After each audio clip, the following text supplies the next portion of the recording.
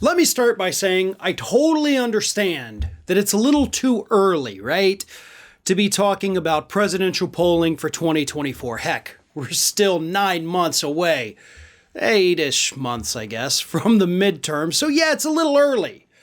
However, the trends that we're currently seeing in presidential polling should be terrifying, not just to Democrats, but to anybody who thinks America should remain a country, because Donald Trump now has what is considered a very big lead over Joe Biden in a head-to-head matchup in the latest 2024 polling. Donald Trump would now, according to the newest poll, pull in 47% of the vote to Joe Biden's 41, giving him a 6-point advantage in a head-to-head hypothetical matchup for 2024 as of right now, the end of March 2022.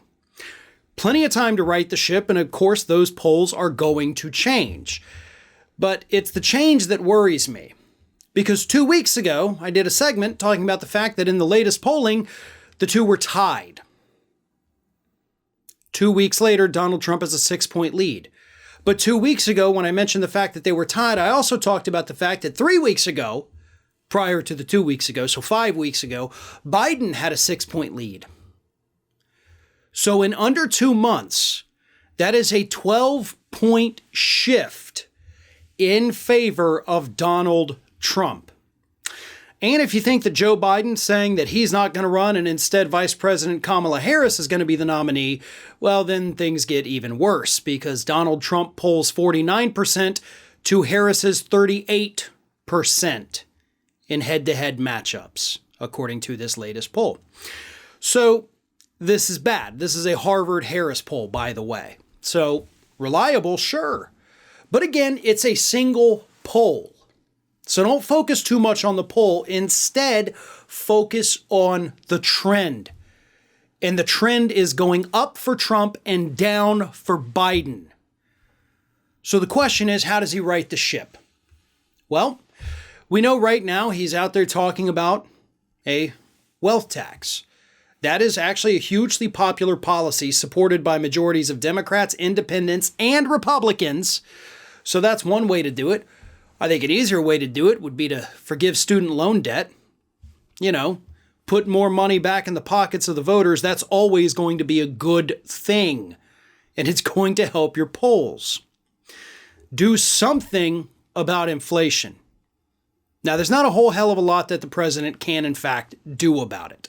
So we're not asking him to wave a magic wand and get rid of inflation, but he has to figure something out. And of course, that excess wealth tax is in fact meant to address that, coupled with, of course, Bernie Sanders' 95% marginal tax increase for the wealthiest companies in this country to avoid price gouging.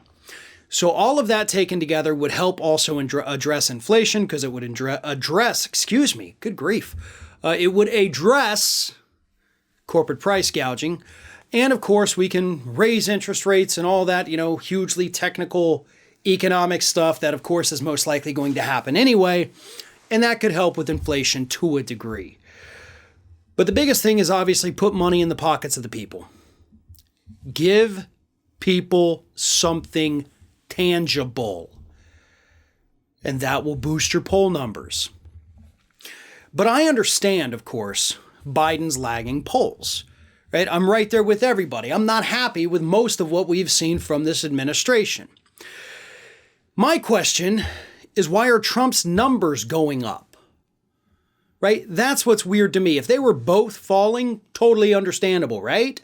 Why is Trump going up? What's happened in the last 2 months since that poll where Biden was beating him by 6 is that we've learned from different individuals involved in investigations that, yeah, he committed crimes according to those people. We're finding out more and more horrible information about the guy every couple of days. So why are his numbers going up? That's still a mystery to me.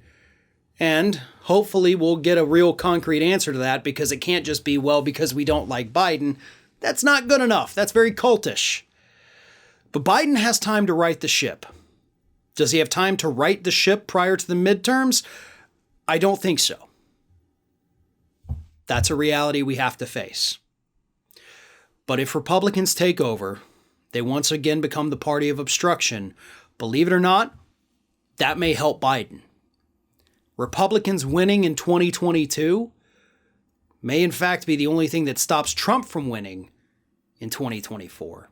Hey everyone, this is Aspen. And did you know that for the low cost of $0 per day, you can subscribe to the Fair and Balanced YouTube channel? We also encourage you to like, comment, and share. But again, click that subscribe button and help Aspen not be so grumpy.